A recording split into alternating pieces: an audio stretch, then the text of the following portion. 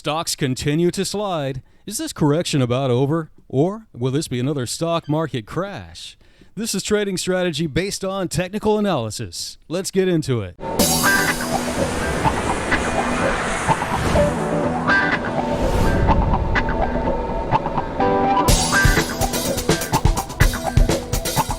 Hello traders, I'm Richard Graham. We're going to start out by taking a look at the S&P 500. This is the 4-hour chart of the SPX. Each candle represents 4 hours of trading time. As you can see, we're in this uptrend for quite a while, and then at the beginning of September, we hit the top of the uptrend, and then we slammed down hard to the bottom of that channel, rested there a little bit, came down to the next channel, bottom of the next channel, and then we came up and retested this previous level of support a couple of times. Couldn't get through it, so then we sold off hard. Another measured move equal to the one we initially had down to this level here. Came back and retested this important area where we had some support for a while. Couldn't get past that. Then we came down to the 3200 zone I had talked about in my previous video. Actually, on the SPY, we came down to 319, and you know the SPY is 1/10 the size of the SPX, so that's right around that zone. Now, in the SPX, we didn't quite hit 3200, at least not yet, but we came down into that zone, and now we're coming back and retested the top of this red trend line that I've drawn in here. Now we're at the top of that area. This could act as significant resistance. We've got this trend line to worry about. We've got this trend line that we have to get through. We've got this white trend line that we have to get through.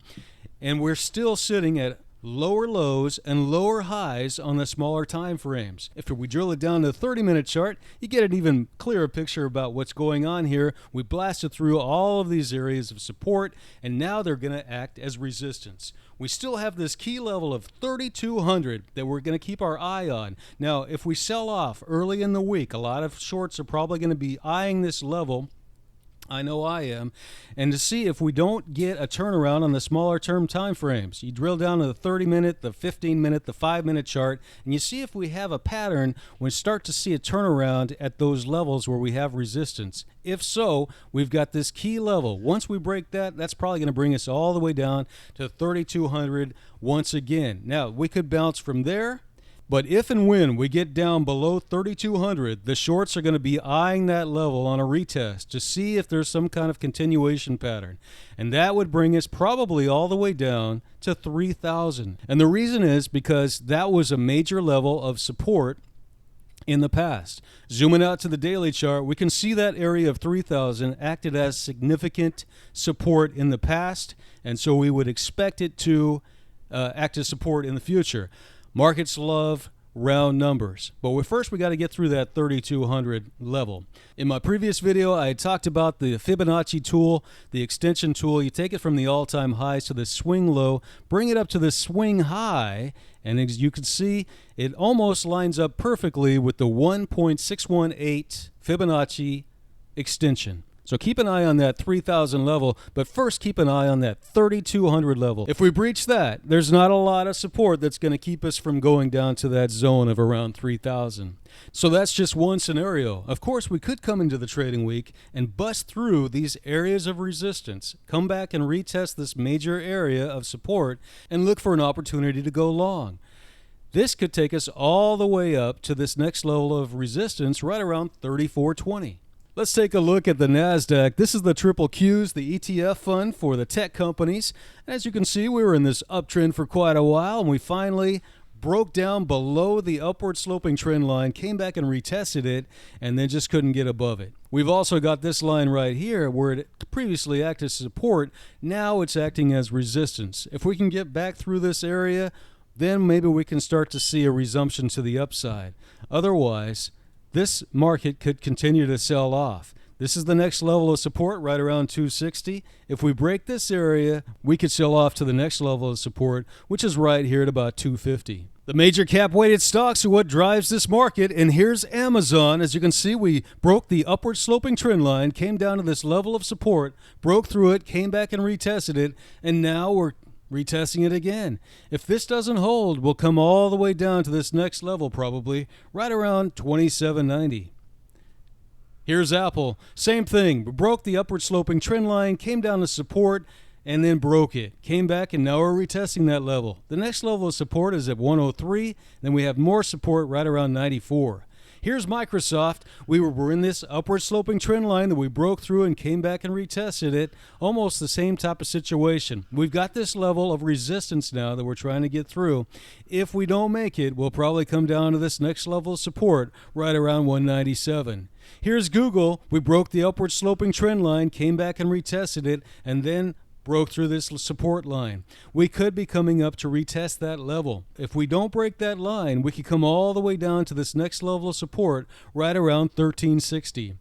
Here's Facebook. We broke the upward sloping trend line, and now we're sitting right here at this level of support.